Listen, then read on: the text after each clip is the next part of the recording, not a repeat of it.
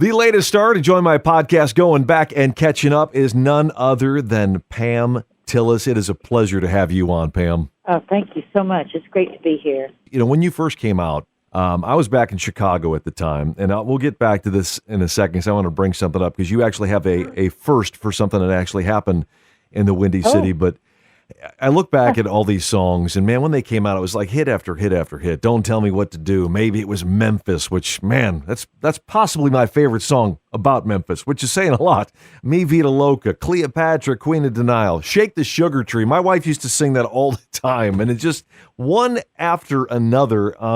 Is there one of those that is kind of your baby, if you would say?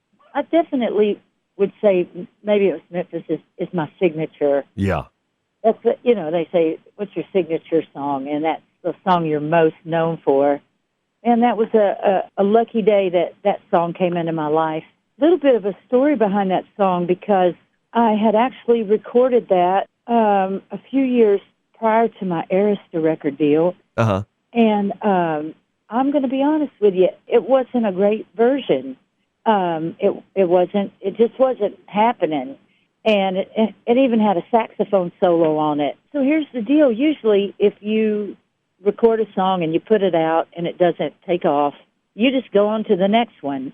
But in between my record deal and that record deal and my Arista deal, I kept singing the song. I stayed committed to the song.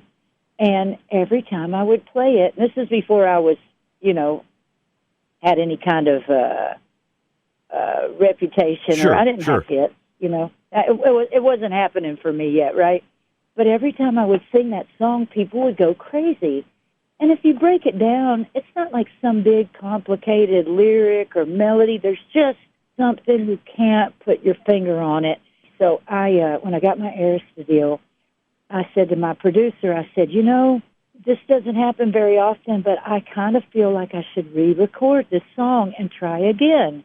And the reason that was in my mind, and I had some kind of intuition about it, was Randy Travis had just re-released On the Other Hand for the second time. Like I said, most people, this does not happen, but Randy Travis had given it a shot, and the second time he re-released, it was a huge hit, iconic record. And so that was in my mind when I told my producer, I said, let's play from the Randy Travis playbook here. Sure, why not? And re-record this sucker, and what do we got to lose? And so we went in the studio, and it's, anytime you make a record, and a hit record especially, you don't know. You don't know what's going to happen. It's the chemistry with the players. I swear, it's like, what phases the moon? You don't know, but the magic has to come down. Yeah. And you can't force the magic. You can't manufacture the magic. It's just a God thing.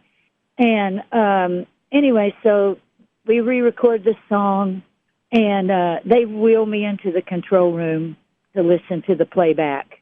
And, because I'd done my part. I'd sung it. The players had played it. We did all the overdubs, and the engineer finally got it mixed. They rolled me up to that soundboard, and I sat there with my eyes closed.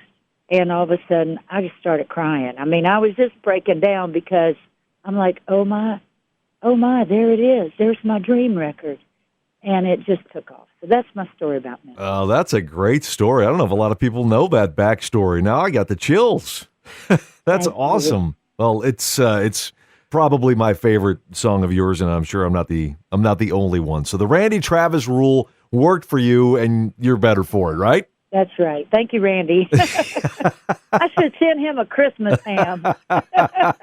I love it. Pam Tillis is my special guest here on Going Back and Catching Up. Now, growing up, obviously, the daughter of a legend of Mel Tillis, and I can't imagine some of the stories that were going on in your house, some of the people that, maybe you came across, as a young kid and some of the legends in country music. Can you just kind of give us a little tidbit of somebody, of a story that you remember somebody coming by the house or something like that? Well, some of them I can tell and some I can't. Yeah. They were a pretty rowdy bunch sometimes. But, like in his early days, Daddy, he liked to have a good time. Mm-hmm.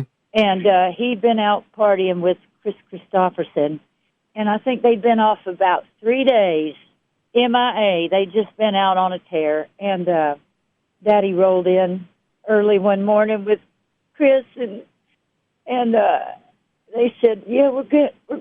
Daddy says, "Yeah, I'm grabbing my clothes. We're going to go do such and such and such." And Mama said, "Like hell you are." And she chased Chris Christopherson off with a frying pan. I love it. I love it. Oh my God. Oh man, I'm sure you have many more stories, but like you said, some of them just have to say stories hidden behind the curtain a little bit. That's right. You know, another legend that you worked with, and you actually worked with a big a collection of artists on a couple of songs that really stick out to me. And one of those legends was Dolly Parton on the song Romeo, and it was you and Pam Tillis, and was it? I mean, Patty Loveless, you mean? Yeah. And what, did I just refer to you in the third person? You and Patty Loveless and Tanya Tucker, and was Kathy Mattea was that the other one that was on there? Yeah. Okay. Yeah. So, and that was when Billy Ray Cyrus just started out. So you got to have some stories about the video or something that was going on behind the scenes when you guys were doing this, right? Well, actually, it's funny. We recorded that, and then I was out of town. I couldn't make the video, so I think they got a cardboard stand up for me and put me in there. But I have to tell you a funny story. You mentioned Billy Ray. This isn't about Dolly, but you just brought a story to mind. Yeah. It was the early part of my career. I mean, it was just kind of getting going. And there was a venue in Kentucky called the Executive Inn, and we were playing, and we were killing it. You know, I think Memphis was just starting to heat up, but we were in the big showroom, and so after the gig, though, we went into the lobby of the hotel, and it was after the show, and we're like, "What can we do? We want to get after show. We want to have a cocktail." And they said, "Well, you can't get in the bar. It's packed." They said, "It's packed every night now."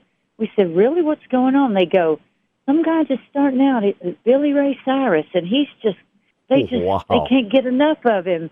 And he was just in the little bitty bar." Wow. Yeah. That is there you go. Crazy. And then, it just stardom, bam, achy breaky, and then everything else that followed suit. And wow, that's a good, I love to hear stuff like that. That is, makes you think about what's going on and, put yourself in those times. Everybody starts someplace. Yes. You got to, right? You don't start at the top. No, and getting back to what I brought up at the beginning of the conversation, there was a first that you achieved in Chicago when I was there, and we just started something called the Chicago Country Music Festival. And it was the first year that we had ever put it on. And who was there? It was you. And it grew up into this huge thing in the Taste of Chicago years later, but this was just on a little street. It was West Weed Street over by Bub City. I don't know if you remember this or not, but I do. Yeah, I do. You were the first artist to play the Chicago Country Music Festival. So look at that. Wow. And I do remember that it was a good night. It was a good show, and I was well received, and that was encouraging for me. Yeah, and that was the beginning, and then after that, just this string of hit after hit after hit after hit. So just wanted to bring that up to you. It says it's kind of a cool memory for me as well. Thank you. I'd have to charge a lot more now, right? Yeah, well, I would hope so. No. Yes.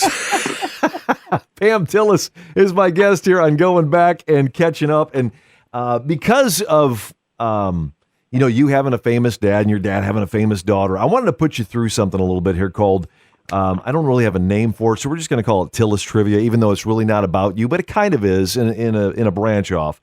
I'm going to give you the name of a famous star, and you tell me who this person's parents are, who are also famous in their own right.